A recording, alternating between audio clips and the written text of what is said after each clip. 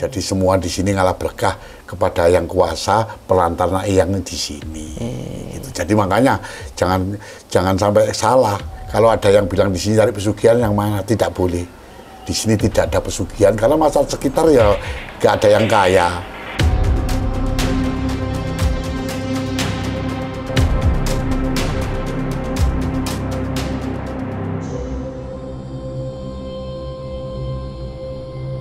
Banyaknya mitos yang berkembang pada masyarakat tentang pesugihan Gunung Kawi membuat kami bertanya-tanya bagaimana dan di mana. Banyaknya jejak digital yang merujuk pada salah satu situs tertinggi di Gunung Kawi membuat kami berspekulasi pada Keraton Gunung Kawi sebagai sumber berita.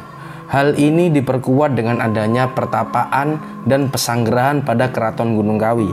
Narasumber kali ini adalah juru kunci pesanggerahan Keraton Gunung Kawi yang bernama Mbah Purnomo. Pak, di sini banyak para pengunjung membawa sajen, Pak. Ya, sesaji. Sesaji, sejatinya untuk apa sih, Pak? Ya, benar. Jadi sesaji itu kalau di keraton itu kan memang dari adat tradisi mulai dulu, namanya sesaji itu berupa kopi pahit 2 gelas, teh manis 2 gelas, nasi 2 piring, ditutup dadar telur, kemudian tambah rokok kretek 2 batang. Artinya sesaji itu untuk memberi makan eyangnya yang di sini. Nah, tujuannya kita supaya dibantu kita usaha. Seperti itu. Jadi tujuannya sesaji memberi makan eyang di sini untuk supaya kita memberi seseorang, pasti ada timbal baliknya. Gitu loh. Betul. Tapi tetap kita mohon pada yang kuasa, nggak boleh kita langsung minta sama eyang-eyang yang dimakamkan di sini. Jadi kita tetap mohon sama kuasa perantara yang sini, minta barokahnya, minta syafaatnya. Gitu loh. Sesaji itu tujuannya gitu. Mungkin ada hari-hari tersendiri. Iya, memang ada hari-hari tersendiri. Di sini hari yang disakralkan itu adalah Selasa Kliwon dan Jumat Kliwon. Tapi pada umumnya orang-orang sih, pokoknya setiap Kliwon banyak yang pasang sesaji di Keraton Gunung Kawi sini. Menurut berita yang beredar, Pak, ketika di sosial media maupun di media massa maupun di YouTube, Pak, kebanyakan di Keraton Gunung Kawi ini untuk mencari pesugihan. Iya. Apa benar? Mungkin Bapak bisa jelaskan untuk klarifikasi hal tersebut. Iya, betul. Sebenarnya kalau dikatakan pesugihan bukan. Di sini di keraton itu hanya ngalah berkah kepada yang kuasa atau Sang Hyang Widi supaya kita hidupnya tentram, enak. Memang banyak tamu-tamu yang datang sini dari pesugihan, katanya sini ada toyol, ada uang goib, ada kandang bubrah, tidak ada. Jadi semua di sini ngalah berkah kepada yang kuasa perantara yang di sini. Gitu. Jadi makanya jangan sampai salah. Kalau ada yang bilang di sini cari pesugihan, yang mana tidak boleh. Di sini tidak ada pesugihan karena masyarakat sekitar ya gak ada yang kaya. Seperti itu. Berarti itu benar-benar harus diluruskan. Iya, itu berarti mitos. Siap. Untuk ini, Pak, makam yang ada di belakang kita ini, Pak. Iya. Ini sejarahnya gimana, Pak? Ya, sejarahnya gini. Jadi ada 2 makam namanya Tunggul Manik dan Tunggul Wati ini. Ini orang kepercayaannya Prabu Kameswara II. Ya, kalau menurut sejarah kepercayaan atau mungkin atau gurunya atau orang tuanya seperti itu. Makanya di sini orang pada ngalah berkah pada yang Tunggul Manik Tunggul Wati. Maksudnya perantara loh. Dari Gusti Allah minta perantara yang Tunggul Manik Tunggul Wati agar kehidupannya bisa sukses, artinya panjang umur, selamat dan sukses. Kalau usaha itu pun jangan sampai diem di rumah, jadi tetap kita usaha. Insya Allah nanti contohnya tadi sudah saya sampaikan, mamanya jual bakso sehari dapat untung 100.000, tapi setelah ngalah berkah sama yang kuasa perantara yang dimakamkan di sini, alhamdulillah hasilnya lebih daripada itu. Makanya seperti bangunan ini bukan orang sini, seperti sampean mamanya ngalah berkah ini sukses yang bangun apa, seperti makam ini yang dibangun tamu, bukan orang sini, tamu yang bangun. Dulu ya jelek berupa batu, tapi karena tamu yang ngalah berkah sukses akhirnya dibentuklah seperti ini. Nah, ini sejarahnya ini masih ada sangkut pautnya dengan Kerajaan Kediri, Pak, ya? Iya, memang petilasan dari Kerajaan Kediri. Oh, ini petilasannya? Petilasan, tapi kalau Eyang Jugo sama Raden Mas Imamjono tidak ada hubungannya dengan sini. Karena Eyang Jugo sama Raden Mas Imamjono kan dari Yogyakarta, Ngayogyakarta. Makanya orang-orang kadang-kadang bingung mau cari berkah ke Gunung Kawi, kadang-kadang bingung yang di Pesarean apa di Keraton Gunung Kawi. Sana ya Pesarean Gunung Kawi, sini Keraton Gunung Kawi. Lah Gunung Kawinya itulah yang berpengaruh. Jadi kadang-kadang ada yang tujuannya ke Eyang Jugo salah ke sini. Tujuannya ke sini salah ke Eyang Jugo karena sama-sama Gunung Kawinya. Cuma di sana Pesarean, di sini Keraton gitu loh. Jadi ini yang paling atas sendiri? Iya, ini paling atas, paling tua karena di sini ditemukan tahun 1115 ada itu. Tapi kalau di Eyang 1871. Jadi lebih tua. Kalau di Eyang Jugo itu cucunya Pangeran Diponegoro, kalau di sini cucunya Empu Sendo. Empu Sendo. Empu Sendo, zaman kerajaan Doho. Kerajaan Daha. Iya. Empu Sendo itu kan dari kerajaan Pedang Amulyana. Kalau Empu Sendonya punya cucu ya ini. Prabu Kameswara II yang punya kepercayaan yang Tunggulmanik sama yang Tunggulwati. Siap. Nah, kemarin saya habis mendaki dari Gunung Butak, Pak. Yeah. Di situ ada Cemoro Kandang. Yeah. Di situ ada pemakaman juga di Yeah. situ. Dan saya dapat informasi itu masih ada sambungannya entah dari Pesarean Gunung Kawinya, entah dari keratonnya. Ya. Nah, itu gimana itu? Ya, memang kalau di Gunung Kawi itu tidak ada hubungannya dengan Pesarean Gunung Kawi. Jadi hubungannya dengan Keraton Gunung Kawi. Memang di puncak Gunung Kawi itu ada namanya Gunung Butak atau Stinggil kalau orang sini. Ada Gunung Butak, ada Gunung Kawi, ada Telaga. Itu Telaga itu yang sumber itu, Pak? Iya, di situ ada dua telaga. Yang Telaga Utara, yang selatan Telaga Selatan. Di bawahnya Gunung Butak atau Stinggil. Kalau lewat Darah Batu atau daerah Kediri atau Blitar. Tapi kalau lewat sini nemuin namanya Batu Tulis, Gunung Gentong, Gunung Pasang, dan langsung ke Telaga. Perjalanannya kalau dari sini kurang lebih sampai tujuan Telaga 12 jam. 12 jam. Itu yang ke Cemoro Kandang itu? Iya. Itu kalau Cemoro Kandang lewatnya harus lewat Batu. Lewat yang Panderman itu. Ya, Panderman, Gunung Panderman, baru Cemoro Kandang. Siap. Tapi kalau lewat sini nggak nemui sana. Kalau pulang nanti baru kita ada 3 jalan. Lewat Blitar, Sorah Kencong juga bisa, lewat Batu juga bisa, lewat sini juga bisa, hanya 3 jalan. Untuk yang Gunung Kawi? Ya, kita naik ke Gunung Kawi. Tapi medan paling berat itu yang lewat sini, tapi lebih cepat. Dibandingkan lewat gunung atas Blitar sama lewat Batu. Nah, Cemoro Kandang atau Panderman. Itu lebih lama, tapi jalannya enak. Nah, siap. Okay. Untuk ini, Pak, yang ada di Batu Tulis, Pak, ya? Iya. Batu Tulis itu juga ada sesajen, Pak? Loh, iya, di Batu Tulis itu mungkin sama heran kenapa di atas gunung kok ada batu tulis. Jadi batunya banyak tulisannya, huruf Jawa. Nggak tahu sejarahnya dulu yang nulis siapa. Jadi semua batu ada tulisannya. Ada tulisan Jawa, tulisan Wonocoroko itu. Itu yang jadi fenomena sampai hari ini. Kok di atas gunung, kok batu-batu ada tulisannya. Ya semua ada kaitannya dengan Keraton Gunung Kawi ini. Gitu. Untuk hal yang mistis, Pak, apakah ada yang kena santet terus ke sini atau tempat pengobatan? Loh, ya gini. Jadi namanya di Keraton Gunung Kawi untuk mencari berkah. Jadi semua orang yang punya tujuan dilayani semua karena kita tetap minta yang kuasa. Ya soal nanti kabul tidak kabul tergantung dari hati dia. Yang jelas kalau dia percaya yakin rata-rata terkabulkan. Contohnya saya belum punya istri, ingin mencari jodoh di sini. Insya Allah dimintakan sama yang kuasa pelantaran yang sini. Ternyata gak lama dia kembali sudah dapat jodoh.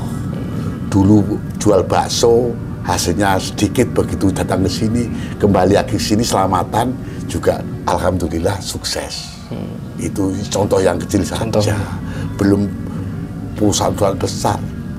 Seperti itu. Ada perusahaan besar BCA. Loh, BCA yang Gunung Kawi ya, yang juga itu Ling Suliong malah. Yang bangun itu Semega itu Ling Suliong. Kalau nggak salah di se-Indonesia punya kekayaan nomor 4 atau nomor 5 Ling Suliong itu bangun Gunung Kawi. Pak Ling Swelong itu kalau dulu datang ke sini bawa uang ya koperan bagi-bagian kepada masyarakat ya 50 berapa semua dikasih, ketemu orang ya selamat siang ya uang, selamat siang uang. Ling Swelong tapi sekarang udah meninggal, anaknya yang teruskan namanya Ling Swelong, orang Cina, orang Tionghoa. Ya. Jadi gini Mas, kalau di sini untuk orang cari pesugihan itu tidak benar. Umpamanya ada wadal, korban manusia, tidak ada. Kalau ada yang bilang itu hadapkan saya pertanggungjawabkan. Di hoax Pak ya? Di hoax, semua itu hoax. Siap. Ya mungkin namanya konten cari pesugihan di Keraton Gunung Kawi, tumbalnya ini supaya orang buka, padahal ya tidak ada seperti itu. Hoax gitu. Hoax. Jadi semua itu gak musyrik di sini, semua ngalah berkah yang kuasa, hanya perantara. Seperti kita berziarah ke Wali Songo atau ke makam orang tua, mendoakan orang tua supaya ditempatkan di sisi Allah, kemudian kita minta syafaatnya, kan begitu. Gitu. Di sini sudah internasional, dari Singapura, Malaysia, kalau namanya Lampung ya tiap hari, Bekasi, Jakarta, Jawa Barat itu tiap hari. Mungkin sama nanti kalau ingin tahu daftarnya tamu di loket. Jadi tamu yang ziarah itu daftar. Terkecuali wisata, tidak daftar. Untuk perbedaan antara wisata dan tamu itu nanti gimana Pak? Yo, gak ada perbedaan. Tamu datang ke sini ada tujuannya wisata. Oh gitu. Iya, gak masuknya ya gak bayar. Tapi kalau tamu yang mau ziarah, mau ngalah berkah, bayar 10.000. Oh. Tapi kalau untuk wisata jalan-jalan tidak. Tidak, okay. Iya. Oh siap. Wes cukup, terima kasih Pak, ya, itu aja. Iya, makasih ya. Saya terima kasih banyak. Ya, mudah-mudahan sukses semua. Amin, ya, panjang umur, selamat. Amin. Ya. Statement Mbah Purnomo tentang tidak adanya pesugihan dan tumbal pada Keraton Gunung Kawi diperkuat juga dengan tanggapan Ketua Juru Kunci yang dianggap paling sepuh dari juru kunci lainnya. Meluruskan terkait yang beredar di sosial media atau di YouTube pada saat ini tentang Gunung Kawi sebagai sarana mencari pesugihan, Mbah. Jenengan sebagai juru kunci di sini tanggapannya bagaimana? Gini Mas ya, jadi tamu yang datang ke sini memangnya ya gini loh. Kebanyakan tamu-tamu yang susah, kesulitan masalah ya ekonomi ya. Jadi yang datang ke sini kebetulan, jadi ya banyak yang sukses, banyak yang kabul. Bukan di sini tempat pesugihan itu bukan, cuma di sini pelantaran ya, yang sini Bapak Juru Kunci semua yang ngabdi di sini, tentunya ngabdi Mas di sini. Juru Kunci semua ngabdi di sini. Itu menyampaikan keluhan para tamu-tamu itu. Tapi kebetulan eyangnya sini merestui, mengabulkan gitu.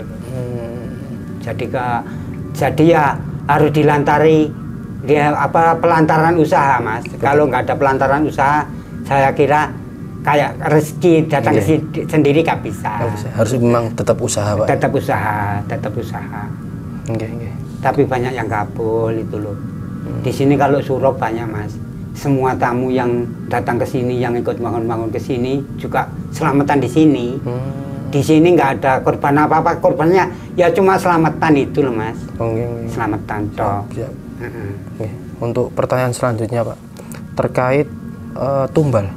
Tumbal nggak ada. Jadi Bapak Juru Kunci di sini kalau itu nyimpang Mas ya. Menyimpang. Jadi apa adanya. Cuma memohon kepada yang kuasa lantaran yang sini. Memohon kepada Sang Yang Widi. Jadi tamu yang datang ke sini lah macam-macam sih Mas. Ada Islam, ada Buddha, ada Katolik. Jadi di sini sudah ada tempatnya sendiri-sendiri. Ya itulah. Maka di sini sudah dinamakan Desa Pancasila. Jadi di sini tempat ibadah sudah komplit sementara ngoten.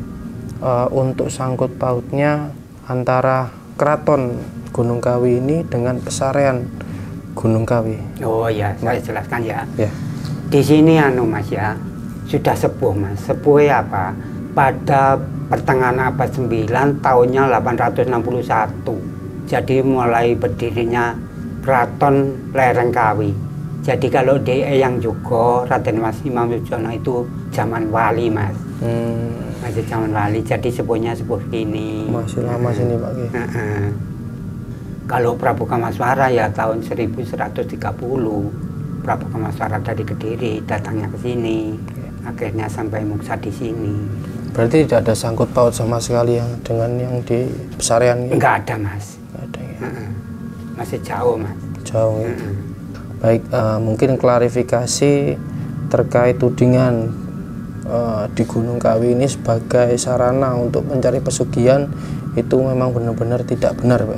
Tidak benar, Mas. Tidak benar. Tidak benar. Jadi memang benar-benar jenengan sebagai juru kunci bertanggung jawab betul Benar.